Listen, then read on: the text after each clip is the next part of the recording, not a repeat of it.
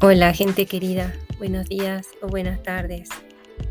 Saludamos hoy especialmente a la gente que nos escucha desde Estados Unidos, desde Nueva York, Virginia, Minnesota, Illinois, California, Maryland, Michigan, Pensilvania, Iowa y Ohio.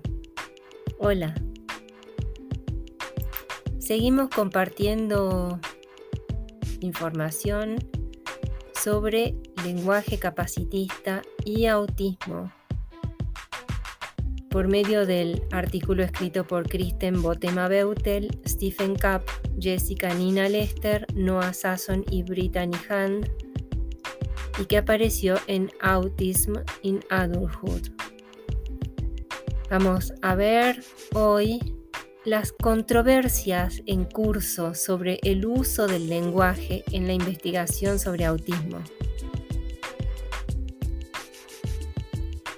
Dicen los autores de este artículo, es posible que muchos investigadores del autismo desconozcan cómo las formas del lenguaje pueden reflejar ideologías capacitistas.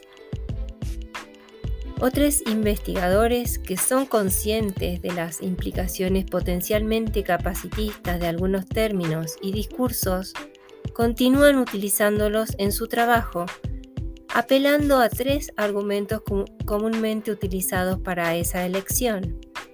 1. La falta de consenso total de la comunidad autista sobre sus preferencias lingüísticas. 2. Las preocupaciones sobre cierta falta de precisión científica transmitida supuestamente por el lenguaje no capacitista. Y 3. Malentendidos acerca de los términos que se originaron en defensores autistas y otros de la discapacidad. Vamos a abordar ahora cada uno de esos argumentos y brindar una justificación de por qué los investigadores deben continuar esforzándose por auditar su trabajo escrito y hablado para evitar el lenguaje capacitista. Respecto de la falta de consenso. Incluso cuando se dispone de encuestas para identificar las preferencias lingüísticas a nivel de grupo, sigue existiendo controversia en cuanto a la representatividad de las muestras de personas autistas. Recientemente se ha prestado especial atención a si los investigadores deben reemplazar el lenguaje de primera persona por el lenguaje de la identidad primero. Un argumento presentado principalmente por investigadores no autistas de por qué las preferencias de las personas autistas no deberían conducir a cambios en sus prácticas lingüísticas al escribir investigación es que aún quedan miembros de la comunidad autista que prefieren las construcciones de primera persona a las construcciones de identidad primero, o no pueden participar en discusiones sobre preferencias lingüísticas debido a problemas de comunicación. Sostenemos que esta línea de razonamiento funciona para mantener el statu quo, al permitir que los investigadores no autistas eviten comprometerse con las preferencias expresadas de muchos miembros de la comunidad autista y descartar o minimizar sus argumentos sobre las opciones lingüísticas. Es poco probable que se logre un consenso completo para un conjunto de términos para cualquier comunidad marginada. Sin embargo, sigue siendo importante evitar el uso de un lenguaje con efectos estigmatizantes que son conocidos, a menos que se refiera a un individuo específico que haya indicado esas preferencias lingüísticas, así como muchos usos del lenguaje de primera persona.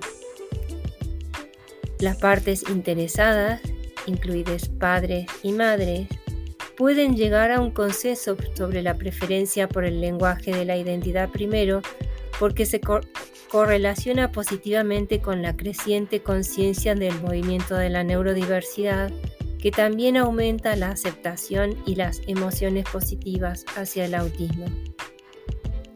Si bien es cierto que la gente autista que no habla y que tiene un trastorno profundo de la comunicación no puede incorporar sus puntos de vista directamente en el movimiento de la neurodiversidad, la gente autista que no habla sí participa, al igual que aquellos que anteriormente no tenían un medio eficaz para comunicarse, ahora sí.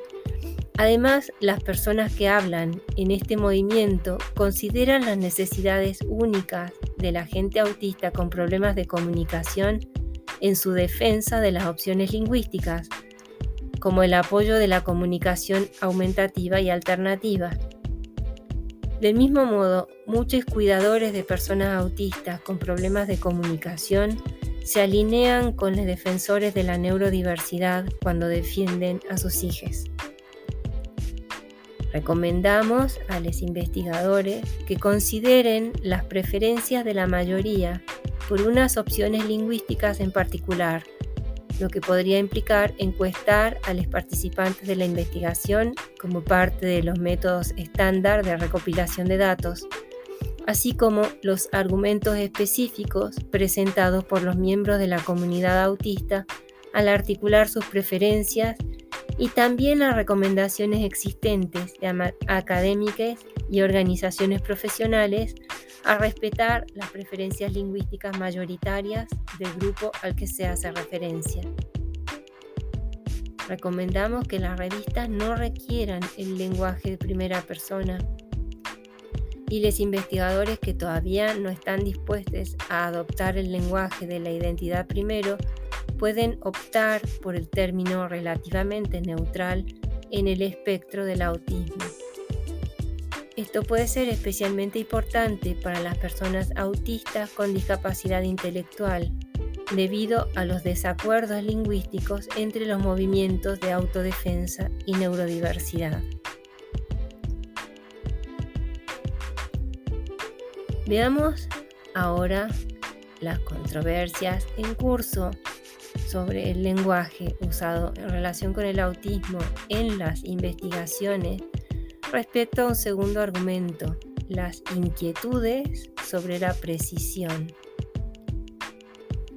Una segunda razón por la cual los investigadores pueden optar por no adoptar un lenguaje no capacitista es porque creen que representaría de manera imprecisa o no precisa los hallazgos de su investigación.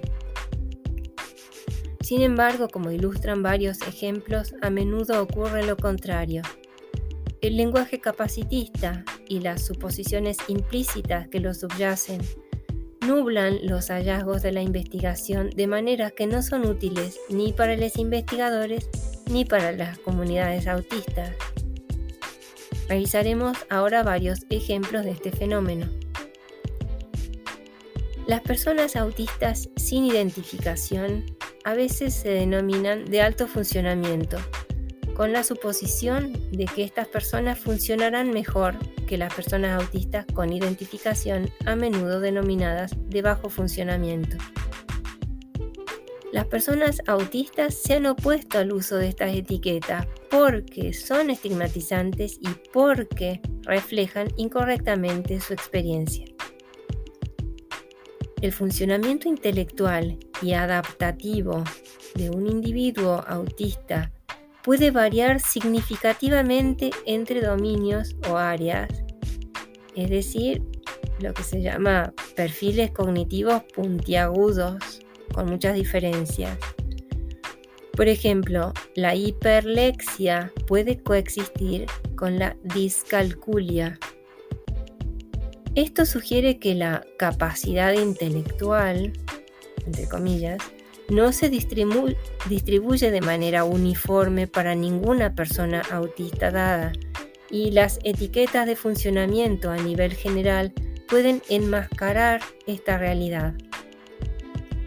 El funcionamiento también puede variar con el tiempo y el contexto, y puede depender más de la idoneidad de los apoyos proporcionados que de la presencia o ausencia de discapacidad intelectual.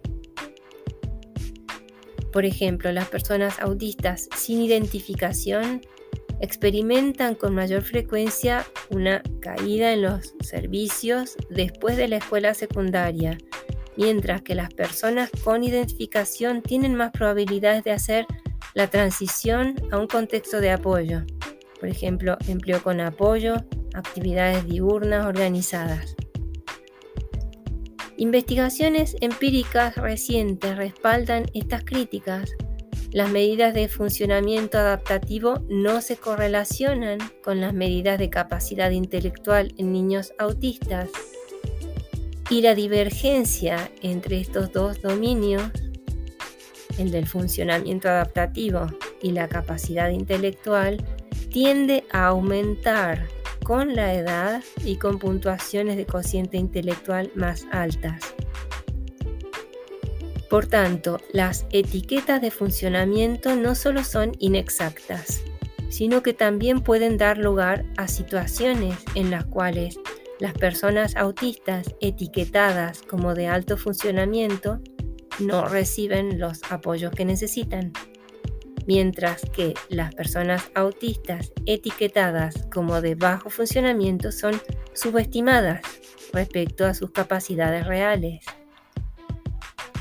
Alentamos a los investigadores a reemplazar términos como alto y bajo funcionamiento con descriptores de las características que pretenden transmitir, por ejemplo, discapacidad intelectual. Otro ejemplo de este fenómeno es cuando se describe a las personas autistas como severamente afectadas, sin incluir información específica sobre lo que contribuye a esa clasificación. Los investigadores pueden tener la intención de transmitir discapacidad intelectual, deterioro estructural del lenguaje o necesidades de apoyo sustanciales, por ejemplo.